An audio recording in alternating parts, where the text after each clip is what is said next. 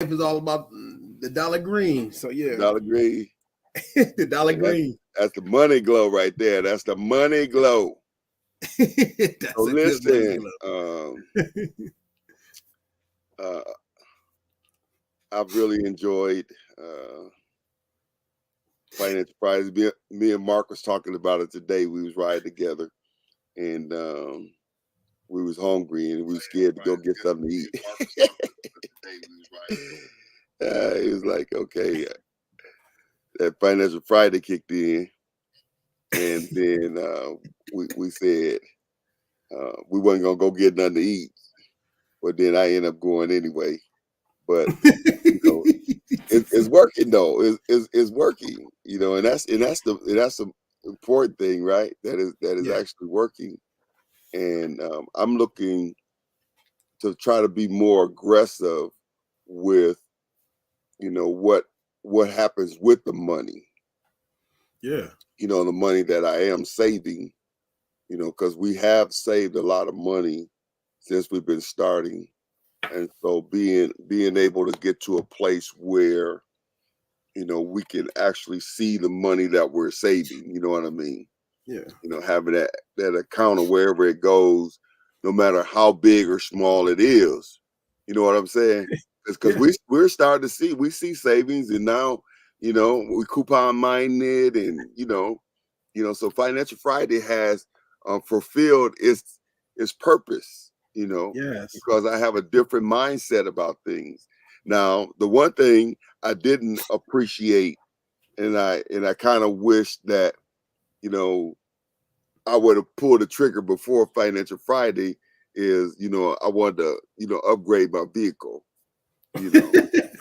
But, but now I'm like, no, I ain't gonna do that. We just gonna pay the other ones off. Let's pay the other ones off. Then once we get those paid off, then we'll see what's happening. But I'm gonna have to have an increase in financial cash flow coming in that's going to be able to sustain that. But I'm not going to take where we are now and take it out of there to make that happen. I'm gonna have to figure out how to bring in some more that's going to be over and above that I could be able to cover that. You know what I'm Yeah, saying? yeah. What you saying is perfect. Okay. That's all. That's all I ever ask for of anybody. It's just Okay. once you start flowing, things align themselves. Okay. It's like when somebody say, "Hey, I can't go to church because I'm a sinner."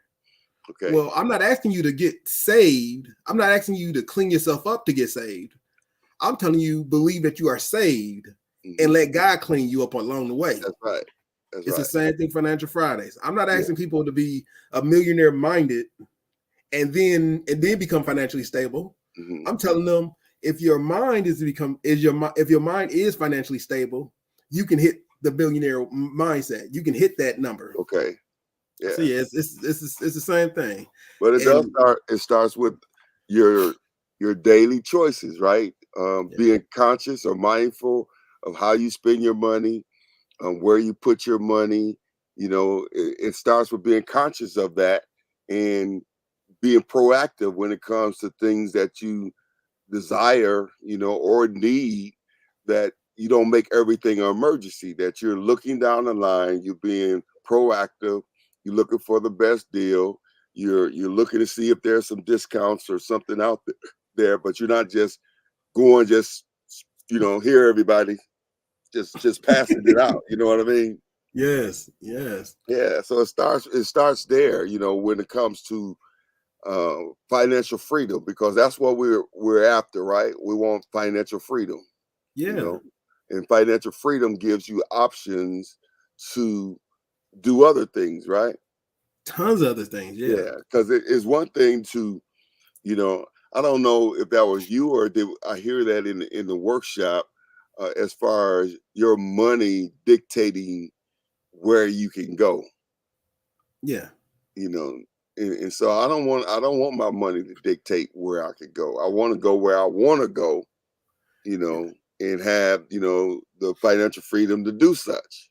yeah. You know. And that's where the mindset comes in, and that's what I be if you say, hey, I want to go to Walt Disney World, but it costs too much, so I'm gonna go to Great America. No, don't settle for Great America unless you want to go there. Okay. Put your mind together. Look what it costs to go to Disney World, and then make a target. Hey, I want to go to Disney World on this end. This is how it looks. This is how it looks financially. Well, this is how it looks economically. This is how it looks socially, right? How do I get there? When we eat, what time we doing? Like, you got to figure all this stuff out beforehand. I mean, and the Bible is real big. You plan before you go. You don't just get there and then hope for the best. No, let's have some things in place. Okay. You may not know if it's going to rain or not, but you should know if you got money to eat. Right. You may not know if you're going to get down there and the trolley is going to break, but you need to know that once you get down there, you guys can go back and forth to the hotel. Right. It's things that we can have in place that when we get down there, and they're like, oh, can I go on this ride? Yes, you can. Oh, can I go here? No, we can't, right? You already planned out what is going to happen. Mm-hmm. And that's the same thing about being financially savvy. You can go anywhere you want to if you understand how your money works. Okay. Yeah. Now listen, we got a couple of people tuned in there. I say Deacon Boone is with us tonight. What's going on, Deacon Boone? Yeah. We were just chopping it up a little bit, talking about money matters and, you know, how important it is to be able to have the financial freedom to do whatever you want to do. Aria is tuned in tonight with us. How you doing, Aria, my sister?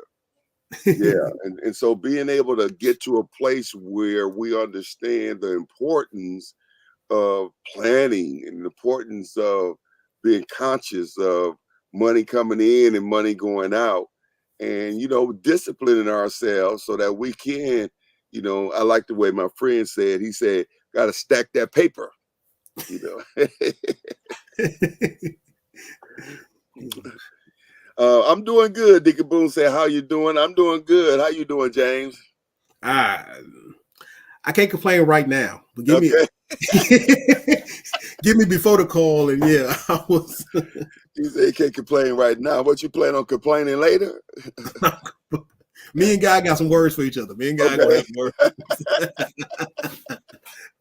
No, I am doing well. I'm doing well.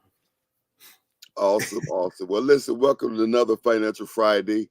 I am your host, Dr. Anthony D. Burns, and this is my co-host, brother Dr. Sergeant James Jones. Yes, the man with the wisdom when it comes to money. Yeah. And so welcome. See Lady B tuning in. And Lou, what you going, Lou? How I do? Lou says, speaking of Disney World, if you plan in advance, you can write off some expenses if you have some business meetings. All right. so that's a good word. Lady B and I, we need to go up that way.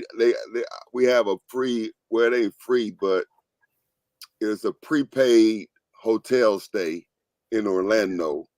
And we was at this resort there with some friends of ours. We took vacation together. We enjoyed the resort so much. We prepaid to, you know, go back. They gave, you know, this unbelievable deal, like $99 for the week or something like that. But you know, we haven't went back, and so it's about to expire. So I'm gonna have to go.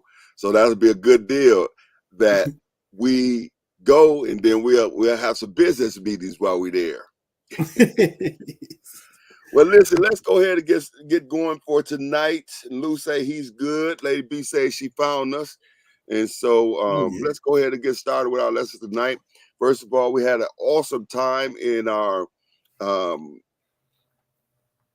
workshop, our entrepreneur workshop on last week. Oh my goodness, it was incredible. It was an incredible workshop. The information was just over the top, and I've had comments from people who have already started using the information. And I tell you, I'm looking forward to this next one coming up on the 24th, because it's talking about business credit.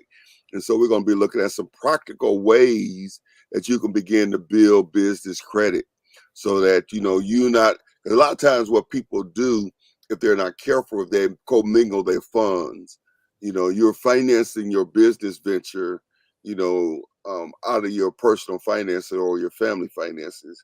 But if you can begin to build business credit, then you can begin to tap into another source of funds to do business, long as you don't abuse the funds. You know what I mean?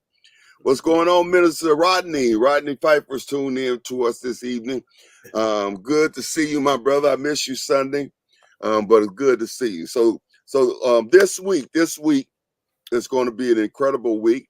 We are coming to a crescendo.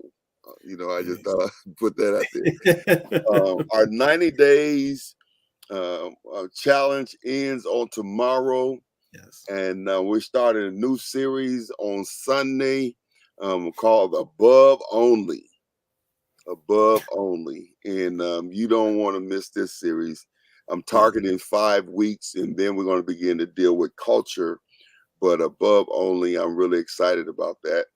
And so I don't know how we're going to accommodate our 90-day challenge. I want a big party on Sunday, but no one planned for it, so that's not going to happen. But Elder is with us. Minister Pfeiffer is with us. All right, come on, Jay, talk to me. What we going to go over tonight? What we're going to conclude for tonight, as we've been dealing with a lot of different things. I love the idea of being conscious of what you're doing, look for the patterns, and create a system. And with a system, you can go from being a entrepreneur to being a business owner. Is that the right term? That is correct. Entrepreneur to build business owner.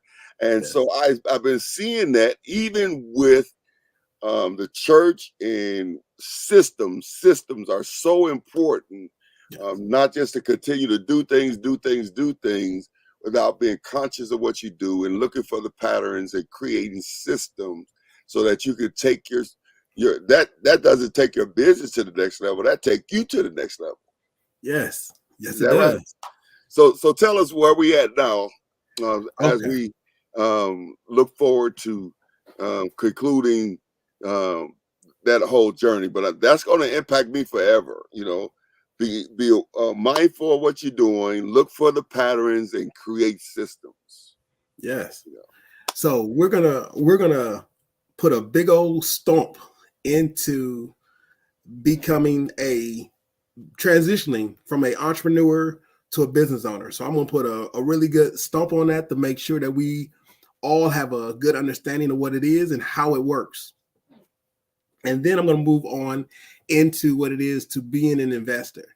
An investor is very broad, so I'm going to try to make it more detailed towards everybody so it can impact everybody that's listening now and also in the future. Okay. All right. Now that sounds good, because, my wife and I, we oftentimes talk about investments. And today, Minister Mark and I, we were talking about, we're too smart of a people and even a family to be broke or to be challenged financially, And it's like we need to figure out a way how we can come together in order to invest in something that's going to bring us dividends down the line. And so I'm really excited to hear about the whole idea of transitioning or building this momentum to the place where you are able to understand and invest and get some return on your dividends. Now, I'll just say right up front now, I have some challenges, because I had invested $25,000, and it had sat in this one account for a few years, and then the economic downturn happened, and then I started seeing my money go down, and my investor advisor, he kept telling me to leave it in there, it's gonna come back up, leave it in there, it's gonna come back up. And shoes, man, that thing never did come up. Before you know it, then all of a sudden it just took a big giant hit. And man, I think I might have walked away with it was less than $1,000. And so I've been gun shy ever since then. Now, Lady Barnes, she kind of like to do trading and things like that. But, so anyway, Talk to us. I see Minister Mark tuning in. He must have heard me talking about him. What's up, Minister Mark? Thanks for your help today. And then Minister Millicent is also with us tonight. So come on, James. Let's roll. Okay, so let me start it off just by saying good evening to all the grinders. Thank you for tuning in to Rise and Thrive. As he already mentioned, the host, Dr. Anthony D. Burns, and I'm Brother James. Today we'll be talking about investors, which are wealth creators. So the big picture of what we're going to talk about is recapping the business owner, the transition from an entrepreneur to a business owner, how to be an investor, what to invest in, and then what are your next steps. So we always got to start off with the basics. The basics is the three areas. One is an employee, two is an entrepreneur, three is a business owner, and four is being an investor.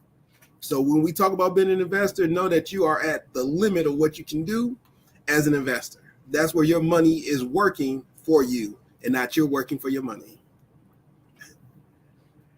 So to recap, this is the transition to business ownership, okay? So when you take the business owner, if you take the entrepreneur, which is a financial inventor, to a business owner, which is a financial system, the biggest things you got to figure out is you will document who is your target audience. So if you have a notebook, write this down. You got to know who you are appealing to. And that needs to be documented so everyone you know that you work with can also understand who your audience is. Document where your business is operating. If you have an internet business or a brick and mortar business, or if you're a brick and mortar but you operate outside the city limits, you must know where your business is operating. Also, document what is your work culture that you're creating. When I say the work culture, I do mean you and everyone around you need to know the culture that they're stepping into. Are they an aggressive culture? Are you a sales team? Are you a marketing team? Are you a banking team? They need to know the culture of the business. Is the business out to only help people? Is it not for profit? Is it for profit but deals with social, economic, or political changes? You got to know the culture that you are creating and document it. Also, document when your business will be operational. So if you're already in business, then you can say it is continuing. However, if you're transitioning from being an entrepreneur to a business owner, document when your business will be operational. Hey, I got a business right now. It's just me by myself, but I'll become a bigger business at this time, and these are the things in which I will be able to do. Also, document how your business does business. Do you do under the table? Do you do just cash? Do you use credit cards? All of these things need to be documented so everybody can be on the same page as you bring more people on. And lastly, document the why you are in business. Because as fun as this can all be, eventually we all will cease. We all will go see our maker. We will go say hi to Jesus and God and have a good time. But your predecessor needs to know why the business is in business. That builds up history as well as legacy. If you put together what I told you, know that you're documenting everything that is about your business. And if you do it successfully, you can do most of these things within a 2-minute spiel, just like your 2-minute pitch. If you do it correctly, they will know who you are. I'm James Jones from JLJ Properties. They will know where you are. I serve the people of Milwaukee, Racine, and Chicago areas. They'll know what your culture is. My culture is about creating wealth through all my tenants and owners. They will know how your business does business. We give everyone all the information they need to become financially successful, and they'll know why. I only do this because God told me to, because I want everyone to be successful. If you can do all those things, one more, all 6 of those things in a nice, easy to flow method, whenever you're talking to somebody, you will be able to express and also give them the energy that they need to understand what your business is doing. That's a mouthful, but pretty much know what your business is, know what you're doing, and know why you do it. Now that's very good, James. That's very good because a lot of times, and I do this myself. I'm at a place now where I'm pumping my brakes to really, because I'm looking for some partners to come alongside me to help me, but I'm not clear on. I wasn't clear on what I wanted to do, what I was trying to do, and I was kind of all over the place. And so lately, especially after the workshop, after the entrepreneur workshop, and we talked about business plans, I began to realize how important it is for me to sit down and be clear about who, these things you just said here, who my target audience is going to be, where I'm going to be operating, what's the culture that I want to create, and when will my business be operational, and how the business does business, and why am I in business? And so I think a lot of times we put the horse before the cart, and that we're trying to do business and we're stumbling over ourselves because we have not taken the time to really define what it is that we're doing. So that is a mouthful, but that is very good and very necessary, because I'm a visionary, so I can see something and just start going for it. But oftentimes it's a hit and miss because I'll get to a certain place and then it'll bog down because there are some things that should have been thought through prior to. And so now I'm trying to do things on the fly. So that was good. That's good. That's good. Yeah. Brother Lewis says, yes, that's important when you are talking to bankers and financial institutions, having your business pitch ready. And so he says that's very important during that time. And so that is very, very true, isn't it? That you need to have that ready when you're talking to bankers and financial institutions. Yeah, but you also need to have it ready when you're talking to just you and me. Mm-hmm. By the pitch I just gave everyone, right? You know who I am, you know why I'm in business, you know where I operate, you know what I'm doing, you know the culture I'm trying to create. So if you wanted to get hired at JLJ Properties, you already know what's expected because it's already put out there. Okay. We never know when we're going to meet the next potential employee. Because as you transition from being a entrepreneur to being a business owner, you may not pick up employees on the traditional way, where putting an ad out in the paper and then soliciting somebody and they come in and you do an interview. Mm-hmm. As a entrepreneur, you may see somebody who works the cashiers really good at your bank, at your local bank. You may see somebody who's really personable. And you want to, hey, would this work for you? Because remember, as an entrepreneur, you are the face, the head of the organization. So if you understand this is what you're looking for and this is what you want to attract, those are the people that you are going to approach. And yes, you can still do the interview process. And yes, you can still do on-job sites, use different companies to attract the right employees. But when you are by yourself, you may see the right employee just at another organization. Mm-hmm. So how do you move that employee to doing or to agree with you? It is by having everything documented. So when that employee decides or wants to have more information, they have it readily available. Mm-hmm. The other benefit to doing it that way is that when you're not there, and let's say you have a sales team, you don't have to tell them what ethics is. And we can't consider everyone to have common sense. So we must give everything in writing. That will be the reason why somebody may do something unethical, and I will be telling them, hey, that's unethical. But if I don't have it written down, they don't know that that's not how we do business at this company. They're just trying to make a sale. They don't know that lying is wrong.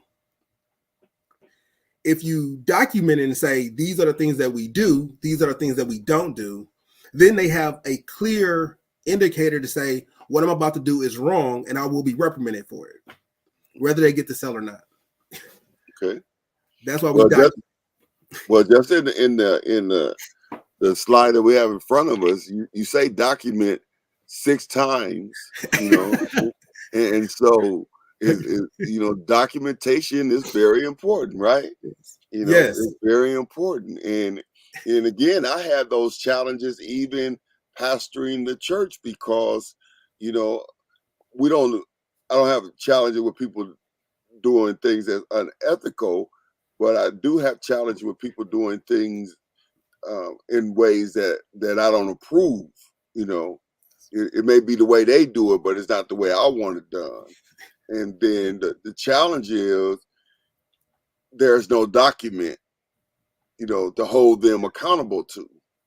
You understand what I mean? Yeah. And so we're at that place now where we have to go and create, documentation to help guide people because they're not doing it because they're malicious, that they're just trying to, undermine me or nothing like that. You know what I'm saying? They're doing it because they don't have anything to go off of. Yeah. And so documentation is very important. And I do get that. Document. Yeah, I got it. You hear that, Burns? Document. Because remember, when you're not there and someone else is leading it, how do they know what your intentions are? Document. Or they can just read the document. Pastor Burns told me to tell them that if they do these, they must do this also. How do you know that they told him that? We gave them a document and they read off the document. Right. Did she ad-lib it? No, she read off the document. This is what we teach here at Jericho. And by everyone having the same piece of paper, whether some people are more charismatic than others, we're still reading the same document. So everybody is in line to the vision. It's like, what's the vision of the church? What's the mission of the church? How do we reach people? All these things are documented. So even though somebody may be more gifted in that area, we all are doing the same thing. Yeah.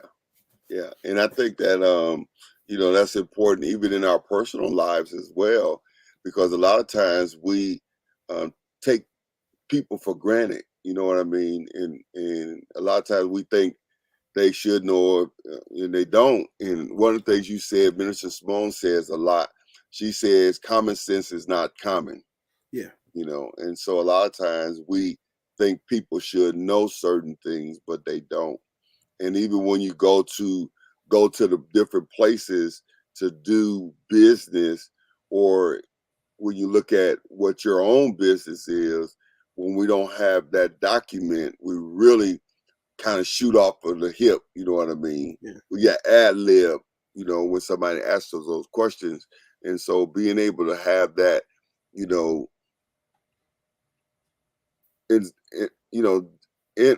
in us, to the degree that no matter where we are, we can just say it. Boom, boom. Just like what you just said. I know you do business in Chicago, Racine to Milwaukee. I know you J&J, you know what I mean?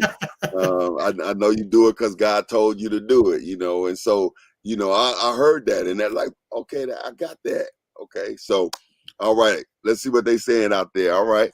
Elder Perry said document, and then Lou, he said say it 6 times. That's right, Louis. Document. All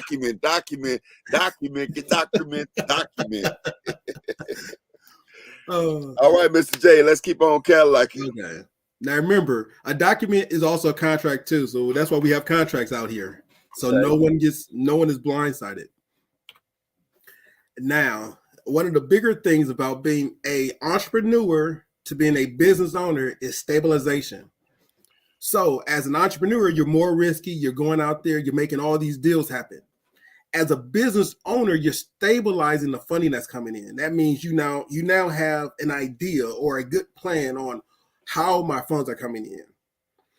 As a entrepreneur, you're making deals. So you're talking to tons of people any your kind of way to get things done and to get that deals made. As a business owner, you have a stabilized employee relations. Hey, if you become my contractor, this is how we do things. This is what you can expect. This is what you get. As a customer, also you stabilize customer interaction. Hey, if you do business with me, this is what you can expect. This is what you can get. That way it becomes more universal to everybody. And now instead of the entrepreneur giving ones and twosies here or liking this person and giving a favor here, The business owner gives everybody the same set of accomplishments, deeds, and rewards, because that's what we do. We stabilize all of these things to become, one, more so people can replicate what we're doing, and two, so others can reproduce what we're doing. So we always want to be in the process of stabilizing so we can replicate and reproduce. All right. As an entrepreneur, you're always making a bunch of deals. In making those deals, you got different vendor responses. So one vendor may pay you 30, 60, 90. Another vendor may pay you in 10. By being a business owner, you stabilize that to better suit you. You may not do 30, 60, 90 payouts. You may do only 30 and 10 day and 30-day payouts. I'm sorry if I'm losing anybody. But vendors pay in 30 days, 60 days, or 90 days increments. Some vendors pay in 10-day increments. Some vendors pay in 10-day or 30-day increments. When you stabilize as a business owner, you stabilize how they pay you and when they pay you. So you can become more, because when you stabilize how somebody will pay you or when somebody will pay you, you have a better idea of stabilizing your funding, so you can get more money down the road. So everything that an entrepreneur does, the business owner is doing, but he's stabilizing so much more of that, because that's how you mitigate risk. That's how you mitigate a lot of the ups and downs of the financial cycle, no matter what company you're in. Okay. Now that's very good. That's very good. And in that same way, I'm just going, I'm just going to say it, stabilize. It's important to have stability. And that makes sense to me, though. That makes sense to me. And it also opened up my understanding on the other side, because we have people that do business with us and we do 90-day net, Yeah. And so now I get that. Now, Lewis says you're talking net 30 days or net 60 days, net 90 days for vendors making payments for service or product you provide. Yeah. Yes. Yeah, all right. And that's for everyone. So everyone, what he just said is accurate. It depends on who you're dealing with. Some people actually do take 3 months to pay. If you're dealing with the military, they may take a little longer, but they do pay fully. Some people pay 60, some people pay 30. And that's where the business owner solidifies how we will do that. So now you're documenting how we collect that money and how long we allow people to not pay. Okay, all right. Now we said we're gonna have Lou on the show. We should click him in right now. Let's click him in right now. I'm like, come on, Lou. Lou. Okay, so this is all part of the financial system. Yes. Okay, and so the financial system is not just one facet, it's many facets to a financial system. Yes. Okay, and the benefit of a financial system is that it helps you, one, as you talked about, it creates parameters for you so that you can know where to operate within, going back to documentation, document, but then the other thing it does is it helps you to understand how to do business with others. Yes. Because when you talk about the relations and you talk about the vendors and the customers interaction, then it's not, or even funding for that matter, is not just internal. You have external things also that come into play, and your financial system can cover all of those documents. When you talk about how we do business and everything like that, your financial system encompass all of that. Yes. All right. Okay. All right. I'm getting there. All right. Okay, let's go a little further. All right. Now we just got questions. Anybody got any open questions about a financial system? We was going to get Lewis in there. He said he didn't shave today, so we can't pull him in today. Oh man, come on, Lou. But so while we talk about it, I want to tell everybody, remember, common sense is not common. So even though I have contractors that I have done business with, I still hold contracts. I still pull out documentation because they may not know. And even though they may have the best intentions, their best intentions, like Pastor said, may not be in line with my intentions. Okay. So we always want to make sure everything is being documented. Okay. And as a business owner, what you want to make sure is it documented universally. So as you talk to one vendor, two vendor, three contractors, they're all getting the same information and they're all getting the same expectation. That way you alleviate any discrepancies, any it's a word for biases, or you can eliminate a lot more of your it's like he say, she say type of things. Yeah. If everybody is given the same information and held to the same standard, and they're provided the same documentation each and every time. So whether they do 3 jobs for you or they do 19, whether they do 1 or they new or they old, everybody is given the same information universally. By doing that, you reduce a lot of headache that you may run into. Okay. Okay. And I can see that, because it can be very frustrating when, there's miscommunication, or, when trying to, negotiate and you're not on the same page. And so I can get that. So do we have any questions? Do we have any questions out there in the chat? Let me look over in my chat here. Any questions? Any questions? Well, I don't see any questions in the chat, so we can keep on Cadillacing. Okay. If we don't have any questions, I just want to let everybody know it is okay to be in disagreement with somebody else's document. If somebody presents something to you and you are not in agreement, it's okay to say, no, I'm not in agreement, because that's how business is done. You got your standard, somebody else has their standard, and now we talk. And in that talking, that's how we complement each other, and we can get our job done. Okay. I taught for years about conflict, and I teach that conflict is not a bad thing. Conflict is 2 different ideas trying to occupy the same space. So then it becomes a matter of management, it's how you manage that conflict. And so if you're dealing with someone and they're in disagreement with you, it's okay. And I have that in my negotiation book. I'll have one to show you right now. In the negotiation book, how important it is that you understand what it is that they want, and you understand what you want. And it's not just you getting everything that you want. You have to be willing to give them something that they want and find that medium. And then, even though you may not be buy-in fully with what they're asking, you can get a buy-in enough that you can move forward. Yes. Yeah. And that's in my negotiation book. Do I have one right here? Nope.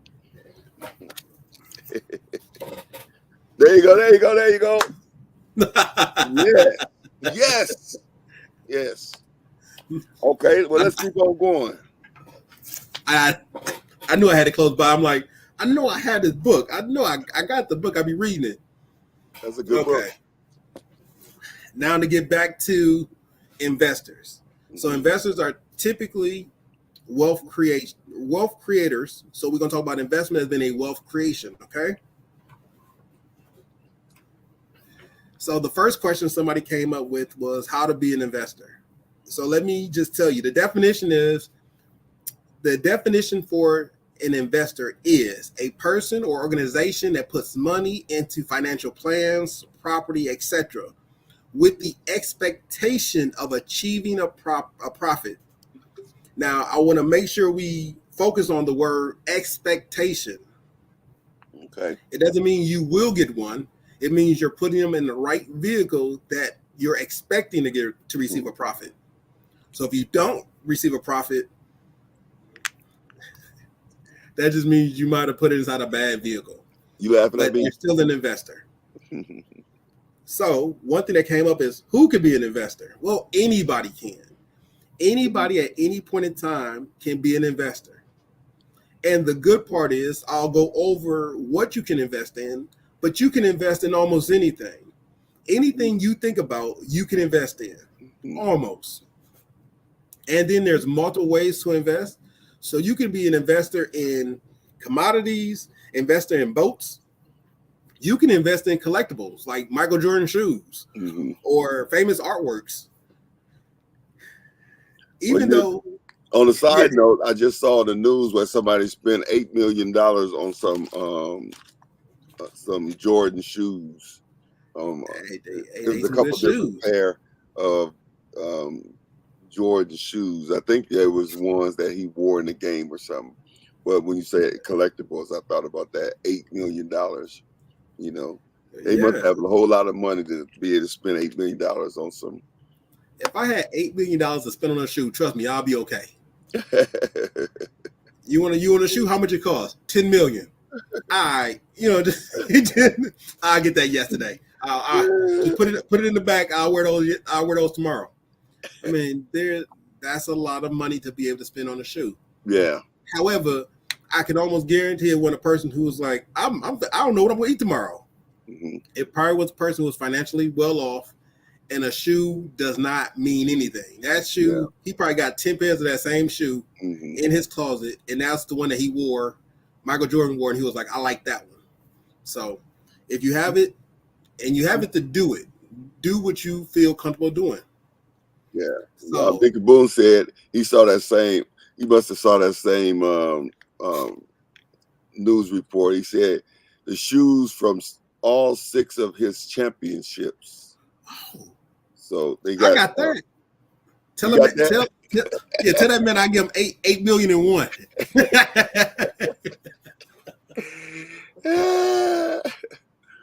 All right. This good stuff. So investing. Yes. So to be an investor, anybody can be an investor. You can invest in almost anything. You can invest multiple different ways. The biggest things that you got to do is find the right financial product, find the right group, or find the right person. You can even find the right idea. Okay. When I say find the right idea, look at McDonald's. Somebody found the right idea. Right. He didn't do it himself. The McDonald's was already open. He listened to the idea and he created a whole franchise off of an idea. You could find the right person. Look at Mark Zuckerberg, the youngest billionaire ever. He had the right person who loves technology, kind of in his apartment, and created this global pandemic. Now remember, when it first happened, when Facebook first came out, it was just for college people. Then it was like semi-high schoolers, and then boom, it was like a switch, and then it went everywhere. They found the right person to invest in. If you talk about the right group, look at Google. Did anybody think 20 years ago that we'll say Google it, and like that will be an actual term? Right. Think about how big Google is now. Or you got to find the right financial product. If anybody's thought about Amazon as being the right financial product, when Amazon first started, Amazon was for college books. That's how they got their niche. They just did college books. And then they said, you know what, we can do more than books. How about PDFs? How about cars and tires? And then you fast forward 30 years later, and what can you not buy on Amazon? Amazon is a connecting source. Amazon sells very little. They sell very little of their own product, but they connect you to a world that they already started back when they were selling college books. When they were selling college books, they were making all their connections. They was making all their networking.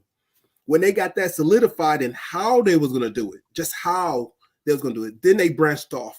And now you have anybody and everybody being able to sell, with Amazon having having an award-winning transportation, understanding, customer service, business. When you find the right things and you put them in the right area, you can invest and be well on your way. Right. Oh, that's good. That's good. That's very good. Those are some great examples as well, because, you know, hindsight is 2020, as they say. But when you think about any of those things you mentioned, people who got in on it at that ground level, they they straight right now. Yeah. Lady B says, how do you know the best stocks to invest in or purchase? Now, a guy that I know, well, I don't know him personally. I read a bunch of his books. Mhm. His name is William. Oh, his name is, I'm gonna say Bill Buffett, but it's William Buffett. So a guy named William Buffett took a bunch of kids and they outdid everybody. Well, not outdid. They had a test. So Buffett came up with a test and said, kids are the best indicators of what they would like to buy. So they took some kids and they placed them against kids that actually went to school, college kids. The kids beat out the college students. And the reason why is because kids invest in things that they use. Mm-hmm. So if you go to Walmart every day and you eat at all the stuff that you get out of Walmart, and that's your grocery shopping, that's your clothes, that's your shoes, that's your tire repair shop, that's your hunting gear, that's your basketball, that's where you get all your beauty products. Guess what may be a good place to invest in? Walmart. Let's say you drink Monster energy drinks. I know a guy. This guy drinks about 5 Monster energy drinks in a day. And I'm talking about, this is half the day. This is 4 hours. He's drinking about 5 Monster energy drinks. If he was thinking about investing, what would be something for him? Monster. Mm-hmm. The biggest thing that I want to tell people is that you can look at a bunch of statistics and invest mechanically. Or you can look at where are you currently, and you can invest in that. I like investing in other small businesses or people that have good ideas, because you don't know what's going to be the next Mark Zuckerberg. You don't know what's going to be the next Amazon. You don't know those things. But if you put your money behind people who have similar ideas, or if you put your money in places that you also spend your own money on a regular basis, you know that those ventures can still net you a positive income, even if it doesn't net you $1 million in the next 2 weeks. Okay. Now, Mr. Piper said, looking for something or someone to invest in. I highly recommend Party Girl MKE, Pfeiffer Business Solutions, or Motor Diala Rucci. Hey, that's nice. Plug yourself. Plug. Lewis said that Coca-Cola is a good stock. Yeah. What's your thoughts on Coca-Cola? I don't want to have that Oprah Winfrey moment and say, I don't drink. You shouldn't drink soda. I shouldn't say that. But somebody do though. So if you drink Coke, actually, to be honest with you, I think I should invest in Coke. I drink Sprite. I drink Sprite when I get home. Well, Sprite it's a really refreshing drink. Yeah, so if you like Sprite, invest in Coca-Cola. Yeah. Deacon Boone said he should invest in EKG, drinking all those energy drinks. Yes. He should invest in the EKG with a heart machine. Okay, all right. You can invest in medical equipment. When the bicycle came out, and then they came out, oh, it's a nice bicycle. Let's put a motor on it, right? Then it became from a bicycle to a motorcycle. Did you know that some motorcycle companies actually start investing in their own insurance program? Just to make sure. I'm finna put you on this 2-wheel rocket that can go 0 to 100 in 4 seconds. Yeah. You know what that company is? A company. I can't say the name because I don't want anybody to say Jones told me. But what the company did is they sold motorcycles, and they also had all the rights to the insurance of the life insurance, the sales of the motorcycles in that insurance field. Wow. So they sold you the motorcycle that could kill you. Then they sold you on the insurance that they take part in case you hurt yourself. It was I'm pretty sure it's still going on today. But what do you do as a company? What do you do as an employee? What do you do as a person? Is the best way to do it the best way I can think of is to buy things that you utilize. Okay. And I've heard that multiple times in some other circles as well. Lewis says also look for stable long-term stock that pay a dividend. And so, what's considered a long-term stock? You What typically call them blue chip stocks, are what typically you call considered them? long term. So Say it again. the title is blue chip. Okay. So a blue chip stock is a stock that's been in business for a long time, and it normally produces a good return. Okay. Now, do you have to have a special account for those to buy stock? Or you just go look up Coca-Cola and just go buy what you could afford, or Well, I shouldn't be saying this, but let me just tell you the truth. The truth is anybody can buy stocks at any point in time.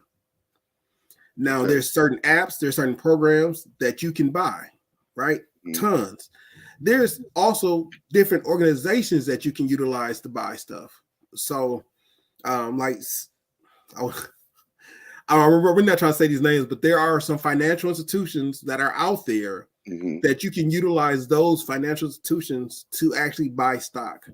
So how do you research that to know which one? Lewis says blue chips, large corporations. That's what he's speaking of. So how can you research to know what what you're doing? Lewis said you can use Ameritrade, Robinhood. You hear that, Lady B? You can Robinhood, etc. to buy stocks or mutual funds. And then once you buy stocks, you have to sit on them and look at them every day to make sure they're going in the right direction. No, you could buy stocks today, sell tomorrow, and bring it back.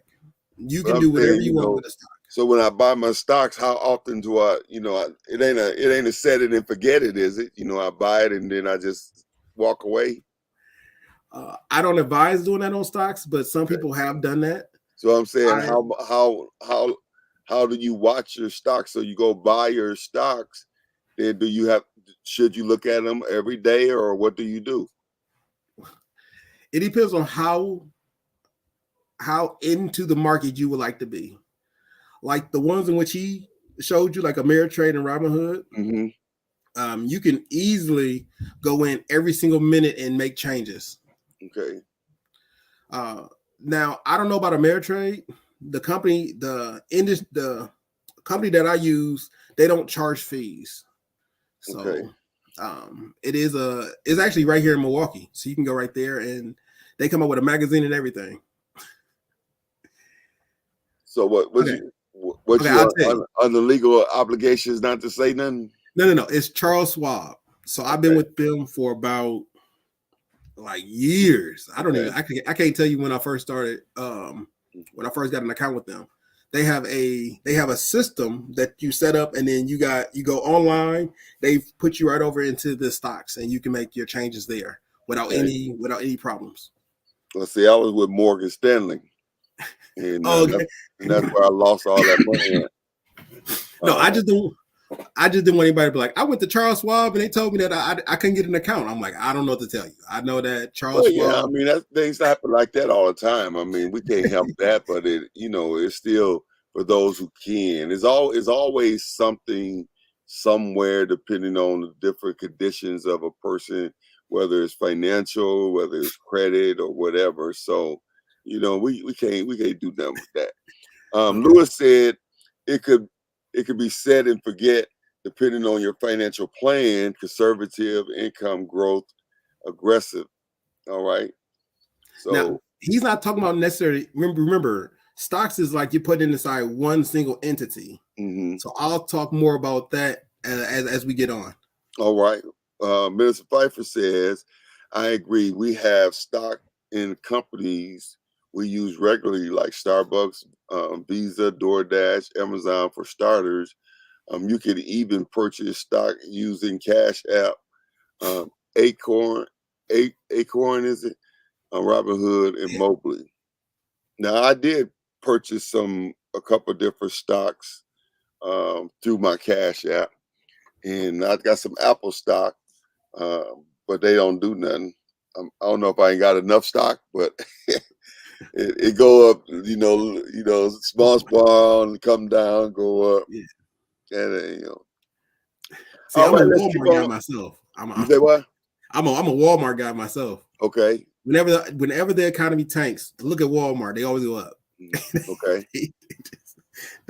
They're very easy for me. So You hear that, Lady B? Walmart. I do Walmart and real estate. Those are my two investments. All right. Oh, and Let's people. let's go down a little further. Let's go down a little further.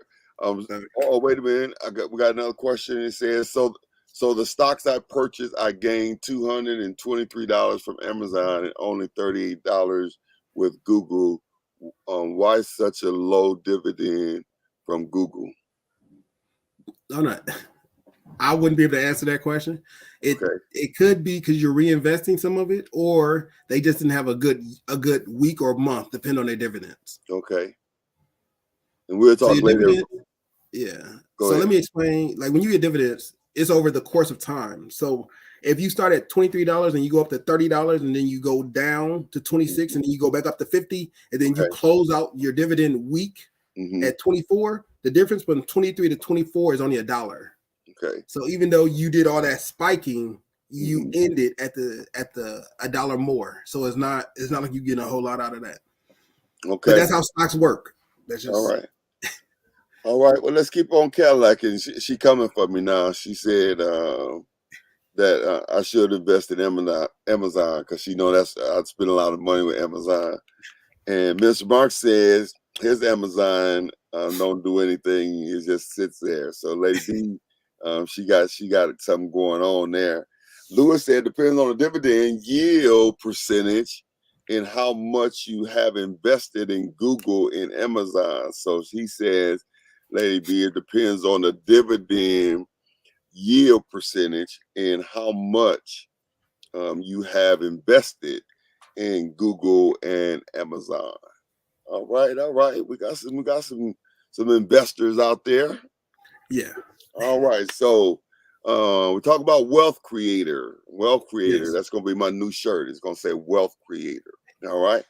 Also, like James said, you could be reinvesting your dividends to buy more stock. Reinvesting your dividends to buy more stocks. You talked a little bit about that, James. What else can you say concerning that? So when people are trying to get their dividends back, it depends on what you select. So you could select that a portion of your dividend check goes back into buying more stock at that same company. So Lewis and I are in tandem when we talk about that. Okay. All right. Very good. So instead of like, let's say you're at a company right now and the company is going up in inches, but you're not getting any money back, but you are increasing. That's because instead of dividends, they just give you more and more stocks. Okay. All right. Okay. Good. Okay. Good stuff. Yeah. All right. Wealth creators. Let's talk a little bit more about who to invest in. So when I say you can invest in almost anything, I do mean that. When I say what to invest in, the pool is large. Remember, everything we just talked about now was just stocks. We just talked about what stocks we invested in. But remember, bonds is a way to invest. They're fixed interest with debt securities with different companies. So you get a bond. A mutual fund is a collective. So when Minister Pfeiffer was talking about all the stuff that they invest in, if she was to do that as a professional investor, that would be called a mutual fund. Many items inside of a pool that she's utilizing. So doing it by herself is the same as holding a mutual fund.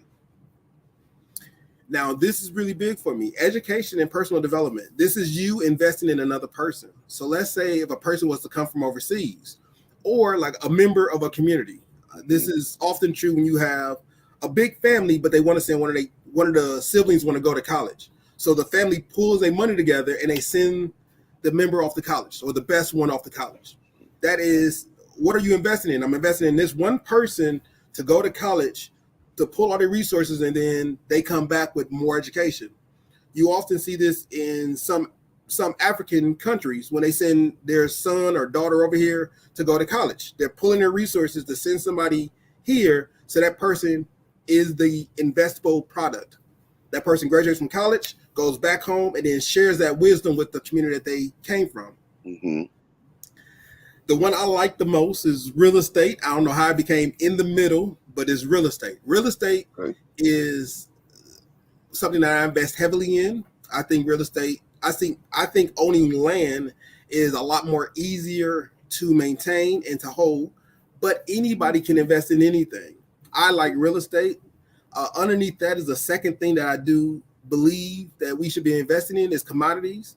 There's not going to produce enough land, and it's only so much gold, silver, and oil that will be produced on this world.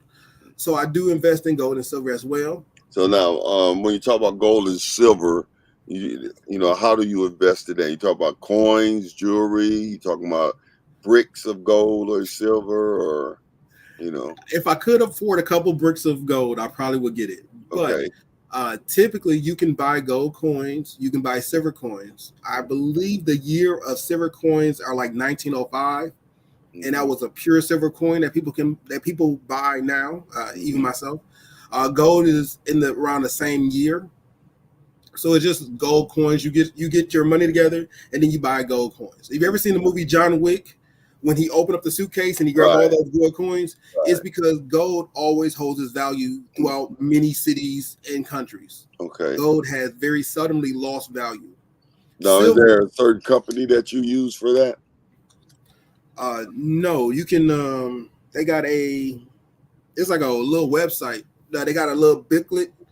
So if you pick up this is gonna sound crazy, but if you pick up a weapons magazine, and at the back of it, they tell you the gold and silver coins that you can buy.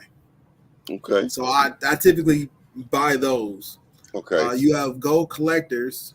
I don't know any out here in Milwaukee, but they do have some in Chicago that you can buy small gold coins or silver coins. Okay. Gold coins are very expensive though. So let me put a caveat. We had some gold and mostly silver coins, and we end up cashing them in for the church. We end up giving them over there. But anyway. So as a start, silver is very economical for a lot of people. Gold is a little bit more, not a little bit. Gold is a lot more expensive than silver. So if you was to do it, I also get a mixture of gold and silver. But a lot of people are already started in stocks. So let's not. You can invest in gold and silver. You can invest in stocks. All of these things are easy for everybody to access. Okay, I don't want to get anybody confused as to what to do. Then you have cryptocurrency. This had a big old phenomenon. It had a fad that it was high and then it was low.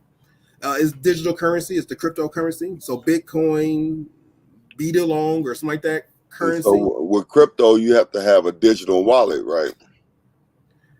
I'm not entirely sure about cryptocurrency, and the reason for that is because it never hit the threshold of being actual currency, and when it first came out, it was always an investment item. So I just kind of stayed away from cryptocurrency. So I don't know a whole lot about that. All right. Okay. Hey, Lou, do you know anything about digital? I was at a conference and they talked about digital, and I said I was going to buy me a digital wallet because if there was going to be a wealth transfer, I wouldn't even have nowhere to put it. You know. Hey, have it. I say if that's what you need, have one available. Yeah, that's what I'm talking about. Okay, what about certificates of deposits? The next one is certificates, CDs. So CDs are the lowest risk investments. They typically do net you a positive return. It is the lowest risk, so it is the lowest reward out of all the ones that you see there. Okay, all right. The next one is peer-to-peer lending. That's what I was talking about when we was talking about education or peer-to-peer. So let's say you have somebody who wants to be in business. So I'm going to use Minister Pfeiffer again. When she said, hey, you want to invest money, you can invest in this, right? And she named her companies. That's peer-to-peer lending. It allows individuals or groups to invest in a certain organization and for that organization to thrive and then have a kickback to pay off those people. Okay. If anybody ever went to a Grant Cardone business summit or his sessions, he does that. He is very big on, I'm buying this product, this asset, if you invest in me, then you will get a return off of it. He's very big on peer-to-peer lending. And the reason for that is because you know him, he knows you. It's more personable that way. So he's really big on that. Okay. Not anything wrong with it. It's just one way that we can invest. Okay. Now, Lou said cryptocurrency, there will probably be a few that make it and the rest will fall off. I think Bitcoin and that right there, what you call it? Ethereum will be the ones to stay. Okay. So when they fall off, that means if somebody got money invested in those other ones, they lose their digital money? Yes. Oh, well, see, I ain't trying to do that. The problem that Bitcoin, Dogecoin, and the other ones had is that without having major people investing in when I say major, I mean like if gold is not backing you and silver is not backing you or an army is not backing you, it's hard to sustain yourself, even though it's digital. Because at the end of the day, what holds two major powers away from each other is either political or is an army. Okay. So without those things, digital currency, although it may seem tangible, is not as tangible right now. Okay, all right. Mr. Mark wanted to know that peer-to-peer lending is peer-to-peer lending good, and can you lose on that as well as lose on the others? Yes. The only one that does not have a high probability of losing is CDs. Everything else you invest in, it does have a probability of losing that is comparable to your success rate. If I was to take stocks, right? Stocks, you can double 2,000-3,000%.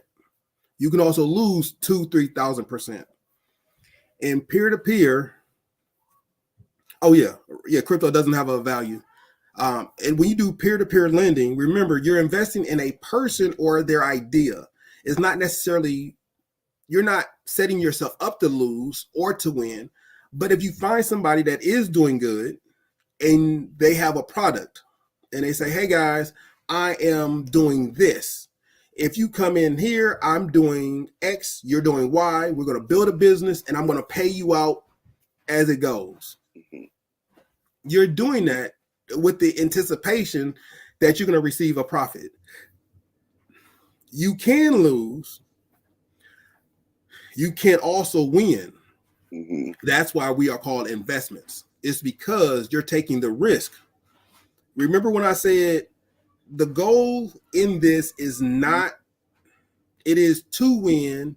Your goal is to play, not to lose. Your goal is not to lose. Let me make sure I said this correctly.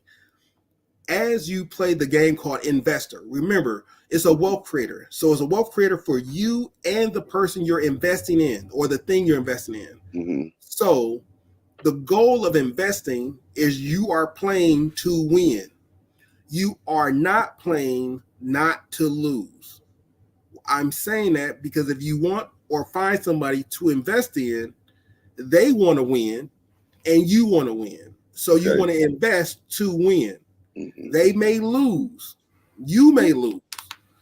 But the ideal is you find the right product, you invest at the right time, and you get the right results. Okay. So I do want to let you know that yes, you can lose, but you can also win. And that's why you're investing. Do your homework. Make sure who you're investing in is good stock. Remember, Walmart can lose. Amazon can lose. Apple can lose. Even though these are big names, they can lose. They can take a hit, but they can also win, and they can win big. The same thing goes with stocks. You can buy a row of penny stocks. They can win, but they can also lose. So all of these things you must take into account before investing in somebody. Okay. All right. Now, Lou says that the CD rates are pretty good right now. He says that they're about 5%. And he also said diversity is the key to investing. So you don't put all of your eggs in one basket, and so you kind of spread them all around in order to make sure that, if you do end up losing on one, you don't lose them all. So, See, me and Lou gonna have to talk, man. Lou know what he be.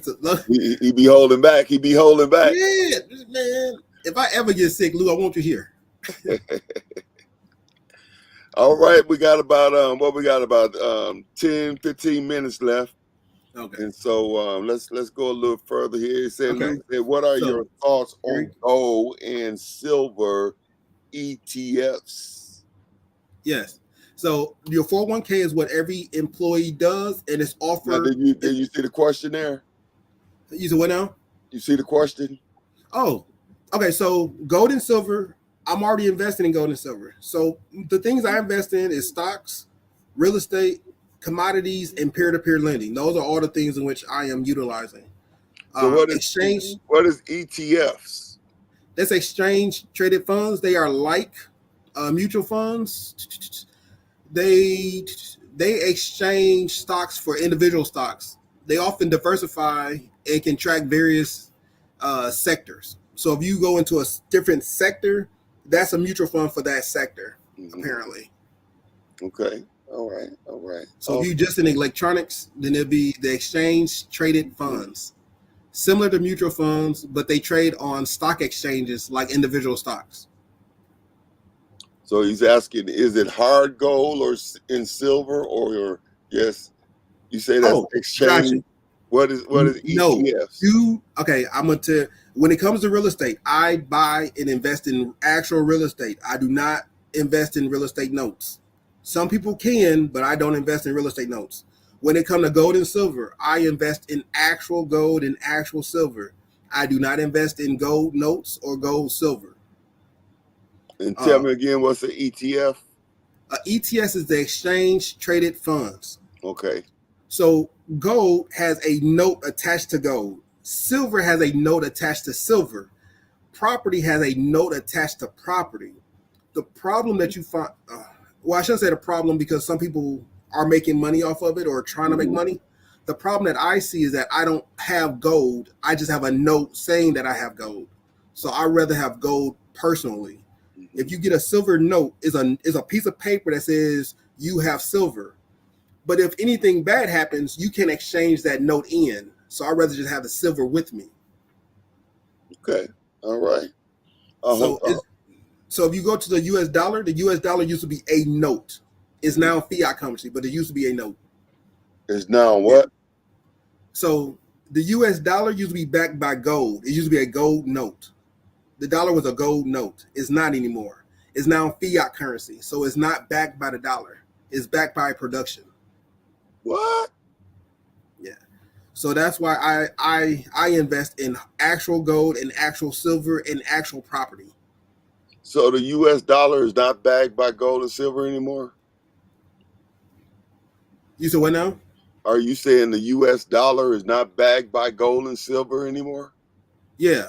So the US dollar is backed by our production.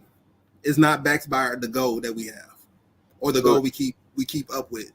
Is that the gross product something or what? Correct. Yep. Our domestic gross product. GPA. What is it? GP what? Is our gross domestic product. I think it's the index, gross domestic product index. And then that tells us how much money the US dollar is worth based on that productivity. Wow. I did not know that. So that's why I keep hard gold and hard silver. Okay. All right. Lou said I would agree with buying hard gold and silver instead of gold and silver ETFs. So the ETF is gold and silver notes is what you're talking about. Yeah. Is that what an ETF? Okay. No. So when you go to stocks, you can go to a stock and you can exchange golden notes. So they're notes for gold. Okay. Some people, I think somebody said, what are the problems with golden notes? The gold, having a note for gold, if the system was to go down, you don't have the gold and you don't have the silver. So that was my only issue with a golden note or a silver note. It's not the fact that it does or doesn't work. It do or do not work. It's the fact that if the system was to crash, your gold note, your silver note doesn't work. The actual gold will work. Actual silver will work. It's like owning a real estate note. You can own a real estate note, but the problem you have with a real estate note is that you can't get the benefits of actually owning a property. It's just a note. Okay. If you own the property, you can utilize all the tax benefits of owning real estate. Wow. Well, and Lou say that's been since 1971. Where have I been? Well, listen, we are almost out of time here. How can we kind of conclude for tonight, James? What we got? Okay. So this is the next step. Once you become an investor, your next step is to become an employee again. Be a super employee. Learn your own system. Because just because you're an investor, learn your system. Be a better you at your own system. That way you can help other people. Your next step, if you become an entrepreneur, be the best, be the king of entrepreneurs. Understand that as a king, you rule over your empire successfully. You are taking all the risks to make sure your empire sustains itself and it can grow forward to the next generation. Mm-hmm. If your next step is to go from an investor back down to a business owner, guess what? Be the best business owner. Multiply, quadruple, make sure you are putting what you know into the next generation and those around you. And that is the next step. Okay. All right. Well, listen, we have about 2 minutes left here. And so it's been very, very, very educational. And you haven't convinced me to, to get out there on them stocks and investments yet. But I do get what you're saying there. And you just have to be careful. And, you have to educate yourself on, what's what. And like Lou was saying, diversity is very important. So I do get it.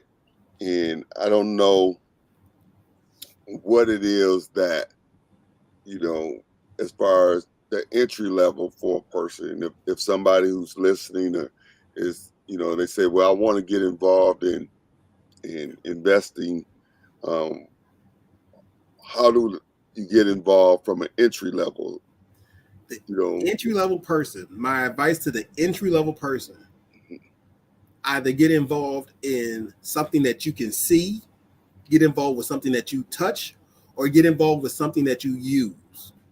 Now, over the course of this chat, we have different options that everyone can take in order just to get started, like Akram, Ameritrade, Charles Schwab, the other bank institutions. Robinhood was a big one. It was very prevalent.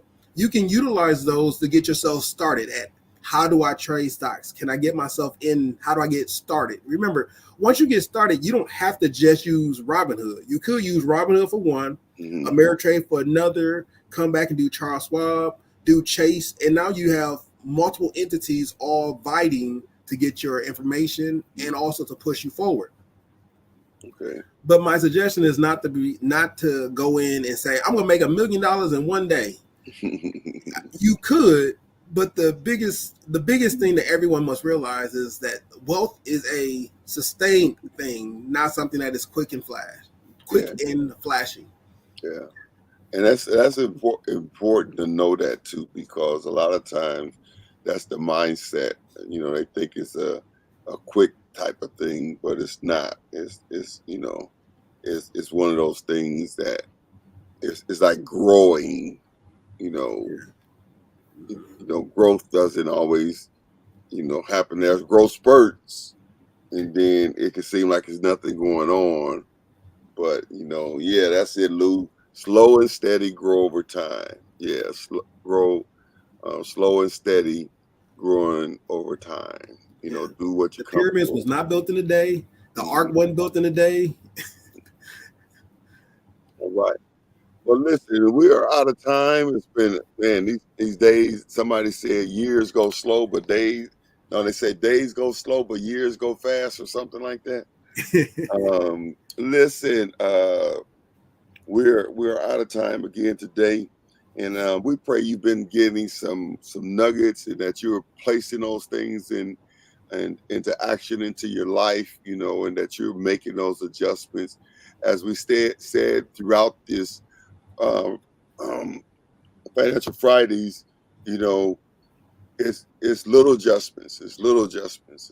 It's little adjustments. You know, it's not taking gigantic steps.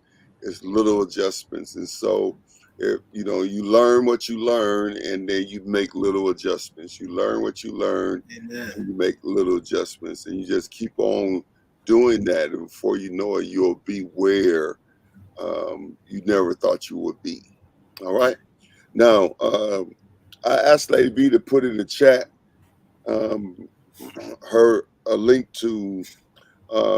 We have been talking about the grind shirts, for the shirts for the grinders, and so she finally got, not finally as in, you know, but she did get her software, her computer thing resolved, and she has them now available.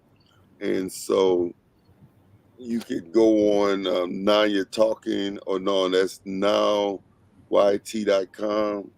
Yes. And let me see. So I just went on there. Now, Lady B, can't you just give them a link directly to where you're talking about, so that they don't have to shop through there? Because I'm on there now and I'm looking for them. So Lady B, if you just go to your, wherever the page is that have the grinder shirts, and just put that link in there, that would be great. All right. So what's your closing comments, Brother James? So just so everybody understand, I want you to invest. I want you to get to the point of investing, and it doesn't matter what you invest in. Remember, I'm one person. Whether you like the real estate or you don't like real estate, that's okay. Whether you like gold or not like gold, or you like stocks and you don't like bonds, you like money markets, you don't like mutual funds, all of those things are great. The key word to use is that you have to grind it out. You got to know what you're doing. Mm-hmm. And if you don't know, go slow. Because whether you're investing in a company that you know or a company that you don't know, anything can happen throughout life. So I want you to know that don't take my only opinion. Follow your heart, your vision, and do what you have been called to do. All right. That's a good word. All right, but listen, we're out of time. Thank you all for tuning in. Lady B say that the word is grind. And so when you go to the page and okay, so she's got some things going there. But listen, we are out of time. Thank you all again for tuning in to another Financial Friday. I thank James for his hard work, his research, and his knowledge when it comes to the Monday. And so we pray that you are starting to see things in your own life change and increase, and you're beginning to be more mindful of how you spend your money, where your money comes from, where your money goes, and that you have begun some plan to start stacking that paper. And so remember what we said is important, not just to listen, but you have to also learn. And once you listen and you learn, then it's time to grow.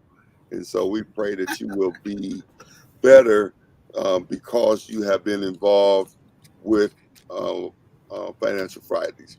So we look forward to seeing you again on next week, Financial Fridays. We got a couple comments going on there. Thanks, gentlemen. I'm looking forward to you guys on CNBC Money Channel. All right. We receive. Lady B say, thanks, Brother James, YKM Jones. All right. We out of here. Peace. Be intentional and live on purpose. God bless you.